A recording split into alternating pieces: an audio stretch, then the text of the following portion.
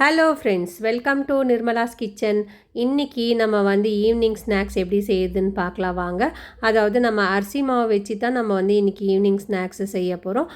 அதுக்கு முன்னாடி நம்ம சேனல் சப்ஸ்கிரைப் பண்ணிவிட்டு பெல் சிம்பிள் தட்டிடுங்க. வாங்க வீடியோக்குள்ளே போகலாம். இப்போ முதல்ல நம்ம வந்து மிக்ஸி ஜார் எடுத்துக்கலாம். அதில் வந்து 4 பச்சை மிளகாய் எடுத்துருக்கிறேன். அதுக்கப்புறம் 1/4 துண்டு இஞ்சி எடுத்துருக்கேன்.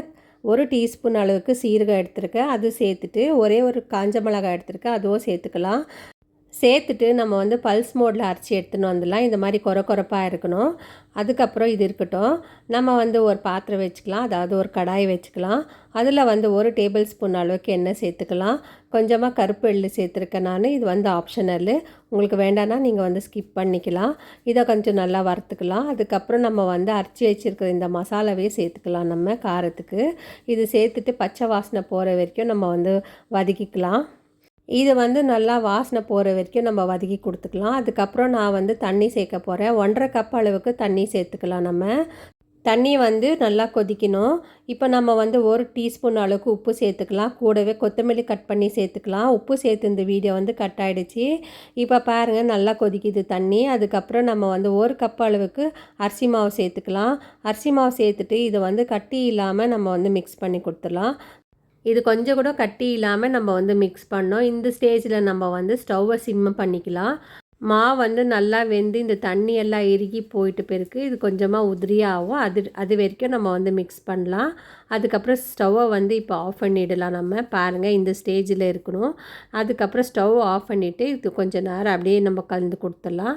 இப்போ இது வந்து நல்லா சூடாகவே இருக்குது, நல்லா சாஃப்ட் ஆகிட்டுருக்கு பாருங்கள் மாவு. இப்போ இது ஒரு 10 நிமிஷத்துக்கு மூடி வச்சிடலாம் நம்ம. இப்போ 10 நிமிஷம் ஆயிடுச்சு. நம்ம ஓப்பன் பண்ணலாம். பண்ணிவிட்டு பிறகு நம்ம வந்து இதை நல்லா கை வச்சு மிக்ஸ் பண்ணி கொடுத்துக்கலாம். இப்போ மாவு வந்து இன்னும் கொஞ்சம் சூடாக இருக்குது. கொஞ்சம் கொஞ்சமாக நம்ம வந்து கை வச்சு நல்லா பிசைஞ்சு கொடுத்துடலாம். இப்போ இந்த மாவை வந்து நல்லா பிசைஞ்சு கொடுத்துக்கலாம். நம்ம வந்து சப்பாத்தி மாவு போல் நம்ம வந்து பிசைஞ்சு எடுத்துக்கலாம். இப்போ இந்த ஸ்டேஜில் வந்து நீங்கள் நெய் கூட 1 டேபிள் ஸ்பூன் அளவுக்கு சேர்த்துக்கலாம். அது சேர்த்து செய்யும்போது இன்னும் நல்லாயிருக்கும். வேறு தட்டில் ட்ரான்ஸ்ஃபர் பண்ணிவிட்டு நல்லா உருட்டி எடுத்துக்கலாம் நம்ம. இதை வந்து 4 போர்ஷனாக பண்ணிக்கலாம் நம்ம. இப்படி பண்ணும்போது தான் நமக்கு வந்து நல்லா உருட்டுறதுக்கு வரும். இப்போ இது வந்து 4 போர்ஷன் பண்ணியாச்சு நம்ம. சப்பாத்தி கட்டை எடுத்து நம்ம வந்து நல்லா உருட்டிக்கலாம். நான் வந்து சாப்பர் போர்டு மேலே தான் வச்சுருக்கேன் இன்றைக்கி.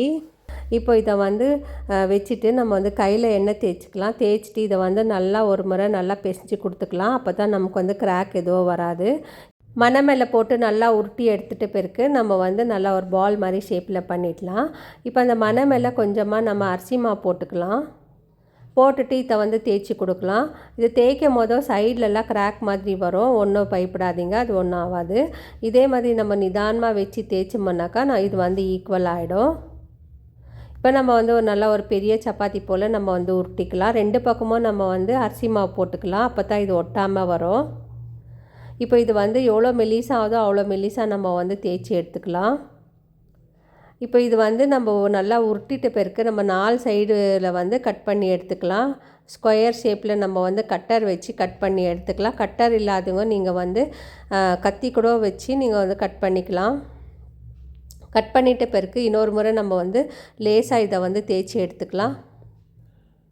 இந்த ஸ்கொயர் ஷேப்பை வந்து நம்ம தேய்ச்சி எடுத்துக்கலாம். நமக்கு வந்து எவ்வளோ மெலிசாக தேய்க்க முடியுமோ அவ்வளோ மெலிசாக நம்ம தேய்ச்சி எடுத்துக்கலாம். பாருங்கள், இது வந்து மாவு போட்டு தான் நம்ம தேய்க்கணும். அப்போ தான் இது வந்து ஒட்டாமல் வரும். நல்லா மெலிசாக இருந்தால் தான் இது வந்து கட் பண்ணிவிட்டு நம்ம எண்ணெயில் சேர்க்கும் போதும் நல்லா கிறிஸ்பாக வரும். பாருங்கள், இப்போ வந்து ஸ்ட்ரிப்ஸாக பண்ணிக்கலாம் நம்ம. இது வந்து ஸ்ட்ரிப்ஸாக பண்ணிவிட்டு நடுவில் வந்து நம்ம கட் பண்ணிக்கலாம். நமக்கு எவ்வளோ பெரிய சைஸு எவ்வளோ பெரிய திக்னஸ் வேணுமோ அவ்வளோ பெருசாக நம்ம செஞ்சு எடுத்துக்கலாம்.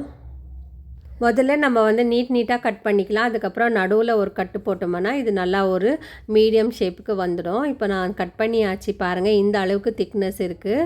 இந்த அளவுக்கு இருந்தால் தான் நமக்கு வந்து நல்லா கிறிஸ்பாக வரும். இது வந்து ஈவினிங் ஸ்நாக்ஸ்க்கு ரொம்ப அட்டகாசமாக இருக்கும். நீங்களும் ட்ரை பண்ணி பாருங்கள் ஃப்ரெண்ட்ஸ். இப்போ வந்து நம்ம எண்ணெய் காய வச்சுருக்கோம். எண்ணெய் வந்து நல்லா காஞ்சிருக்கணும், நல்லா சூடாக இருக்கணும் எண்ணெய். அதுக்கப்புறம் நம்ம வந்து ஒன்றா நம்ம வந்து இந்த ஸ்ட்ரிப்ஸ் எல்லாம் சேர்த்துக்கலாம். இப்போ நம்ம எல்லா ஸ்ட்ரிப்ஸும் சேர்த்தாச்சு. இது வந்து நல்லா பொன்னிறமாக வர வரைக்கும் நம்ம வந்து ஃப்ரை பண்ணி எடுத்துக்கலாம். இந்த மாதிரி நம்ம ஸ்ட்ரிப்ஸுங்க செஞ்சுட்டு அரிசி மாவில் நம்ம வந்து இதை ஏர்டைட் பாக்ஸில் வந்து போட்டு வச்சுக்கணும்னா இது வந்து ஒரு 15 நாள்லேருந்து 20 நாள் வரைக்கும் ரொம்ப நல்லாவே இருக்கும். அதுக்கப்புறம் இது வந்து ஈவினிங் டீ டைம் ஸ்நாக்ஸ்க்கும் நம்ம வந்து இந்த மாதிரி செஞ்சு சாப்பிட்லாம். இது வந்து சட்டுன்னு செய்யக்கூடிய ரெசிபி தான் இது. அதுக்கப்புறம் குழந்தைங்களுக்கெல்லாம் ரொம்ப பிடிக்கும். இது கூட உங்களுக்கு காரம் இன்னும் கொஞ்சம் வேணும்னா மேலே கூட நீங்கள் வந்து மிளகாய் பொடி தூவிக்கலாம். நம்ம வந்து இப்போ வந்து எல்லாத்தையும் ஃப்ரை பண்ணி எடுத்தாச்சு. நம்ம வந்து இப்போ வேறு தட்டில் நம்ம வந்து அரேஞ்ச் பண்ணிக்கலாம். பாருங்கள் நல்ல பொன்னிறமாக வந்திருக்கு. இந்த அளவுக்கு நம்ம வந்து ஃப்ரை பண்ணி எடுத்துக்கலாம். இப்போ வந்து நம்ம டேஸ்ட் பண்ணி பார்க்கலாம் எப்படி வந்திருக்குன்னு. இது வந்து ரொம்ப ஈஸியாக நம்ம செய்யக்கூடிய ஸ்நாக்ஸு தான். இப்போ நம்ம வந்து எடுத்து கையில் வந்து உடச்சி பார்க்கலாம். பாருங்கள் நல்லா கிறிஸ்பாக வந்திருக்கு. இந்த அளவுக்கு நமக்கு வந்து கிடைச்சிருக்கு. இந்த வீடியோ பிடிச்சிருந்தா லைக் பண்ணுங்கள், ஷேர் பண்ணுங்கள், சப்ஸ்கிரைப் பண்ணுங்கள். தேங்க்யூ.